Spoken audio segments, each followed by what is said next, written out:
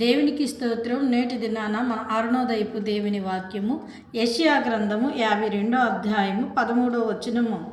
అతడు హెచ్చించబడి ప్రసిద్ధుడై మహాగణుడిగా ఎంచబడెను. హల్లెలూయా. ప్రియమైన దేవుని బిడ్డ, దేవుని వైపు నువ్వు చూస్తున్నావా? దేవుని సహాయాన్ని నువ్వు కోరుతున్నావా? నీకు ఎవరో సహాయం చేయక నువ్వు బాధపడుతూ ఉన్నావా? దేవుని సహాయాన్ని కోరినా దేవుడు నాకు సహాయం చేయలేదని అనుకుంటున్నావా? అయితే ఇదిగో ఈ దినాన దేవుడు నీతో మాట్లాడుతున్నాడు. ఆయన నిన్ను హెచ్చించే దినాలు త్వరలోనే రాబోతూ ఉన్నాయి. నిన్ను హెచ్చించి ఆయన నిన్ను ప్రసిద్ధుడిగా చేయబోతా ఉన్నాడు.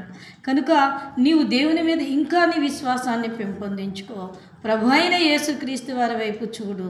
నిన్ను ఎవరు అవమానపరిచారో, ఎవరు కించారో, ఎవరు హేళన చేశారో వారి ఎదుట ఆయన నిన్ను త్వరలోనే హెచ్చించబోతున్నాడు. నీ పేరుని ఆయన ప్రసిద్ధిని కాంచబోతా ఉన్నారు. కనుక దేవుని యందు విశ్వాసం, నిరీక్షణ మర్చిపోకుండా యేసుక్రీస్తు వారి వైపు చూడు.